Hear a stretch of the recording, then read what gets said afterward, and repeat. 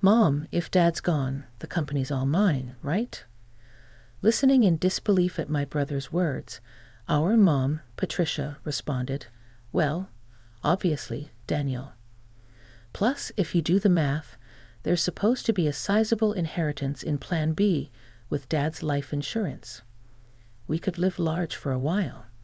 It's like a bonus, huh? Got to thank our absent Dad. I felt like I was about to explode with anger. What's wrong with these people? This is unforgivable. I can't let them have their way. Just as I was about to yell, I got a call from Dad in the hospital. This story goes back a few months. My name is Christopher. I'm a 33-year-old architect working at a design firm. I moved out of my family home and now live alone in a nearby condo. Being single is a little lonely, but I love my job and live a fulfilling life every day. Today is a day off, and I had plans to meet with my dad, James. Ah, Christopher, how have you been? Dad showed up for our meetup with his usual warm smile on his face. Dad, long time no see. Have you lost some weight? Running a business must be tough work. Keeps me busy, but I'm doing well. Let's get going. I occasionally meet up with my dad like this to catch up over a meal. Today, Dad invited me to join him for some volunteer work. We're at a small children's care facility on the outskirts of town. Hello, Mr. Smith. James, Christopher, hello, and thank you for coming today. We were greeted by the friendly face of the elderly director. Dad and Mr. Smith were chatting away warmly. Turns out my dad grew up in this facility. After leaving it, he put himself through college and started his own architecture firm. Even without any relatives to rely on, he made it on his own efforts, and I've always admired him for that.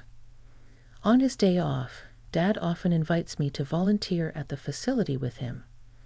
Since we both have backgrounds in architecture, we can repair furniture and playground equipment. James, Christopher, you've helped a lot today. After finishing our repairs on beds, chairs, and swings, Mr. Smith thanked us as we were leaving. I felt good about making a difference, and for Dad, visiting Mr. Smith, who's like a father to him, must be important too. As we walked side by side, pondering where to grab a bite, a sleek black luxury car pulled up next to us. The window rolled down, and out popped Mom.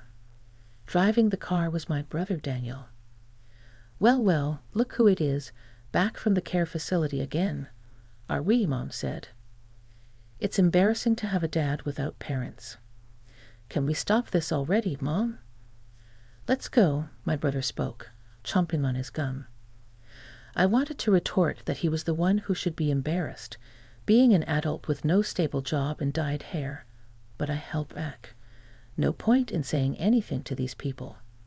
It would be a waste. Daniel and I are going to dinner. You two can grab some fast food, and don't forget to fold the laundry, all right? Understood, Patricia. Dad responded, and without another word, Mom rolled up the car window, and they drove off. Dad and I just watched them go, saying nothing. Mom and my brother looked down on Dad, belittled him at every turn. Honestly, Mom might be beautiful on the outside, but that's about it. But the reason they can do all this is that they're basically living off Dad's income.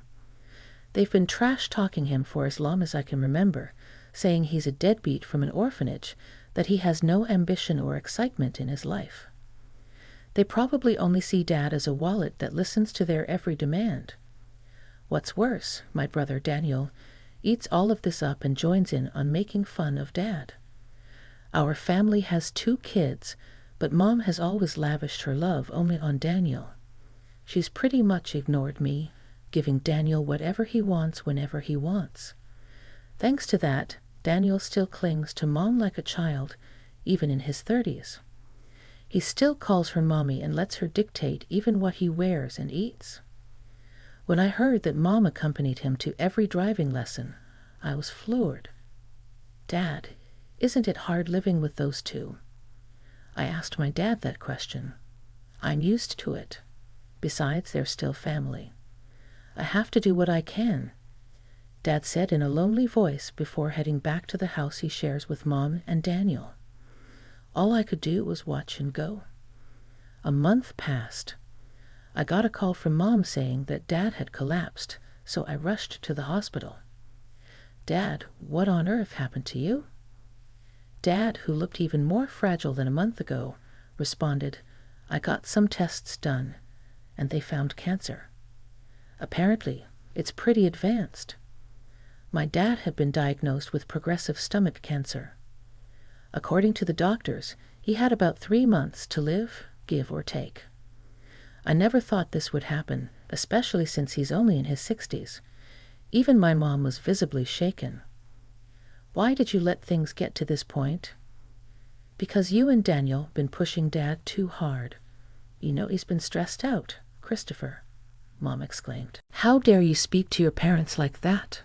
You're nothing like Daniel. And what is Daniel doing at a time like this? Off gambling again. While Mom and I were arguing, Dad spoke up quietly. Both of you, stop. I'm fine. Go home for today. Dad, I'm sorry. I'll be back. I left the hospital room. But between my worries for Dad's health and the shock of his prognosis, I couldn't sleep that night. After that, I took on the responsibility of bringing Dad a change of clothes and doing his shopping as he requested. Sure enough, neither Mom nor my brother lifted a finger. Still, I wanted to make Dad's time as comfortable as possible. I popped into his hospital room during breaks from work and took care of him for 2 months. Then one day, when I went back to my parents' house to grab some of Dad's belongings, I overheard Mom and my brother talking in the living room. Mommy, once Dad is gone, the business is all mine, right? Stunned by my brother's words, I listened more closely.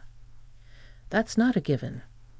Besides, if you do the math, there should be around $2 million in inheritance. Mom chimed in. Wow, that's awesome. Maybe I should buy another car, Daniel exclaimed. Why not? You'll be the company president, so you should drive a nice car. Thanks to his life insurance, we can live a little lavishly for a while. It's like a bonus. Got to thank Dad for not being around, Mom replied. I felt like I was going to explode with anger. What kind of trash are these people? Unforgivable. I can't let them get their way. Just as I was about to unleash my anger, I got a message from Dad. Christopher, can you come to my hospital room alone? I managed to contain my emotions and went to see my dad. He had lost even more weight recently, and his complexion looked bad. Christopher, thank you for always being there, he said. What are you talking about, Dad? Just tell me what I can do to help, I replied, holding back tears. As I sat next to his bed, Dad began, There's something important I need to talk to you about. I listened quietly to my dad, holding back the tears. Visiting hours are almost over, so I'm going to head out. But about what we discussed, Dad, just focus on taking care of yourself for now. Ah, thank you, Christopher. See you later, Dad said. In the end, that was the last conversation I had with my dad. He took a turn for the worst shortly after and passed away the next day. I held my emaciated father's hand in the hospital room and cried. My mom and brother also put on a show of tears, but only this time things got pretty tough after that.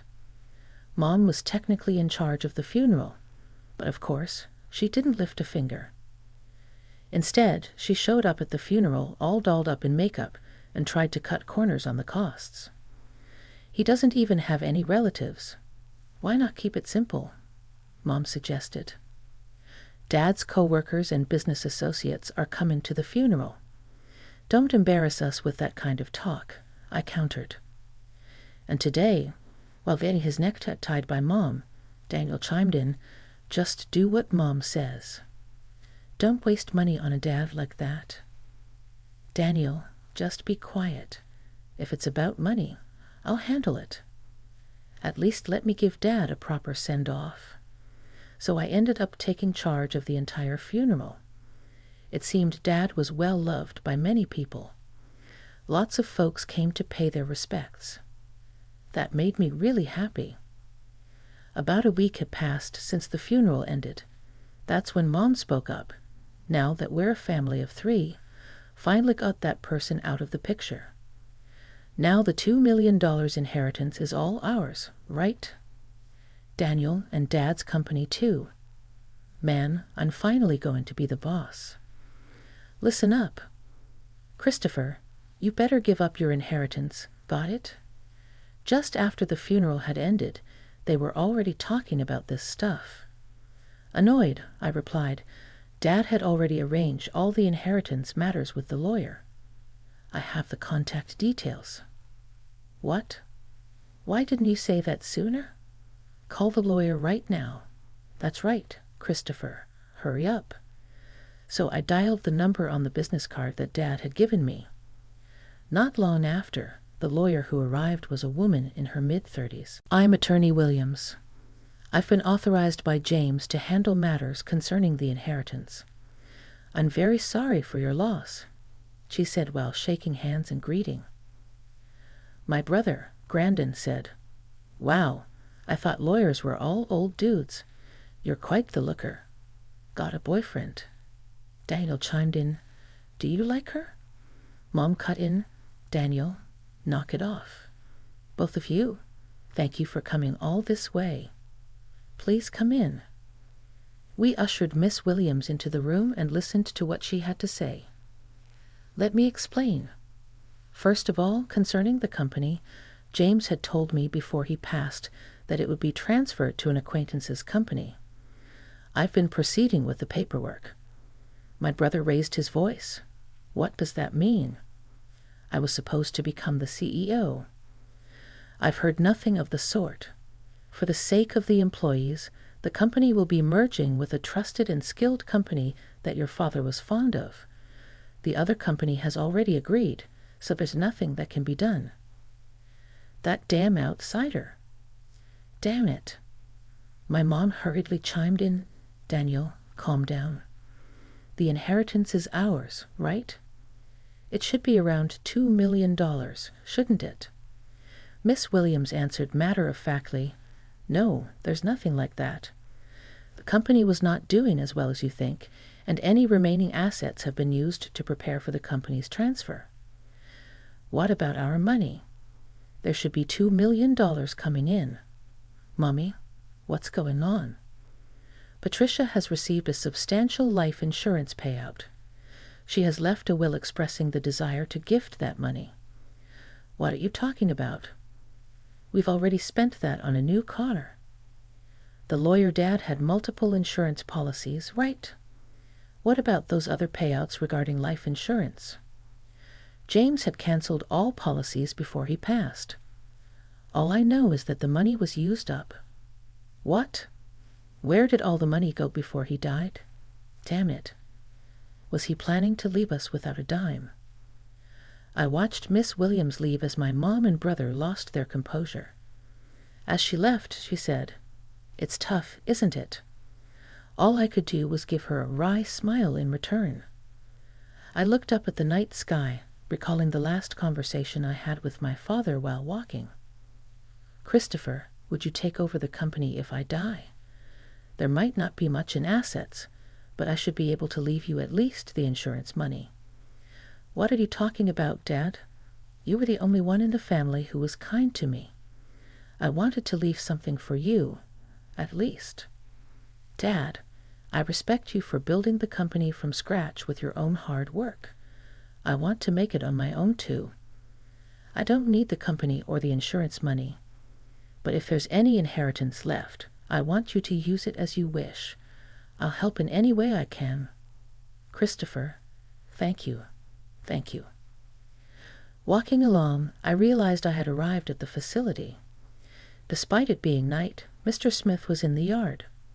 When he saw me, he ran over in tears. Christopher, James passed away so suddenly. He told me not to come to the funeral, but actually, Mr. Smith, my dad was grateful for both you and the facility. I just found out, too, a little while ago, James made a large donation to the facility. A really large one. Now we can buy the things the kids need. We might even be able to renovate. Thank you. But I wish James could have lived. I wish he could have been happy. While comforting a tearful Mr. Smith, I found myself crying too. Looking up at the starry sky, I whispered in my heart, Dad, you did it. You really did it. A few months later, I had occasionally met with lawyer Miss Williams to handle the intricate legalities of transferring the company and settling the estate. This was to be my last meeting with Miss Williams. After expressing my gratitude for her support, Miss Williams offered her condolences once more, comforting me in a considerate manner. As I was seeing off Miss Williams, I thought about how I might never see her beautiful face again. She was such a kind and gracious person. Just then, as I was waving goodbye, a familiar car pulled up beside Miss Williams, and out jumped my brother wielding a metal bat. Ah, hey! What the heck are you doing? I yelled and quickly tackled my brother. Shut up. Let go of me. His face turning red as I held him down to the ground. He was struggling. Were you trying to attack Miss Williams? What's going on? What's going on? Because of her, I didn't get the company or the money. It's her fault, damn it. That's ridiculous. This isn't Miss Williams' fault.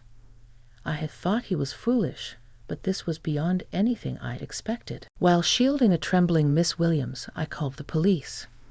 Inside my brother's car, not just a bat, but also a rope and a stun gun were found, clearly weapons. He was swiftly arrested. When our mother found out, she fumed, You'd send Daniel to jail? Your own family. How heartless. I replied calmly, I no longer consider you or him family. My only family was my late dad. I'm cutting ties with the both of you. Mom was still ranting, but I ignored her and cooperated fully with the police investigation. I later found out that my brother had also been repeatedly harassing Miss Williams online, making vulgar comments and slandering her. Threats had even been made, and the police were in the process of identifying him. My brother was sentenced to jail for his attempted attack on Miss Williams. She also sued him in civil court for defamation, and he was ordered to pay damages too. Please take every penny he has if that'll make him reflect on his actions. I'm truly sorry for all this. Upon my apology, Miss Williams gave a faint smile and said, I'll do just that. Thank you for saving me from a dangerous situation. From now on, I hope you at least find happiness, Christopher. Several months later, when spring arrived, I found myself at Sakura Garden. Today it wasn't for volunteering. It was a business meeting. Thanks to the funding from my father's donation, the aging facility was planning on a renovation. Mr. Smith had approached me for the architectural design. I initially declined, citing my inexperience, but Mr. Smith was unyielding. James always proudly said, Christopher will become an exceptional architect. He's already surpassed me. We can do this. Because of James, I'd really like for you to take on this project, Christopher. With sentiments like that, how could I say no? I wanted to create a wonderful building that brings even a small amount of happiness to the kids and Mr. Smith. I'm sure my dad would have been proud of that. As for my brother, well, he hasn't changed even after his sentencing. Actually, he's become even more irresponsible. Though he avoided jail due to probation, he still begs our mom for money daily, starts drinking in the afternoon, and gambles away what he borrows. My mom is being pushed around by my brother every day. The large house we live in, thanks to my dad, along with the car bought with insurance money, were sold to pay for Miss Williams' compensation and my brother's bail. Now, it seems they live together in an old apartment. A friend told me she's lost her beauty, looks more like an old woman now. She brought this upon herself, but I hope she at least reflects on how she treated my dad poorly before he passed away and raised my brother to be such a mess. One last thing. I'm going to marry Miss Williams, the lawyer, soon. She told me in confidence that she felt attracted to me after I saved her from my brother's violent behavior. She's a bit on the serious side, but I really love her for her kindness and dependability. From here on, I aimed to work hard and be like my dad, building a wall.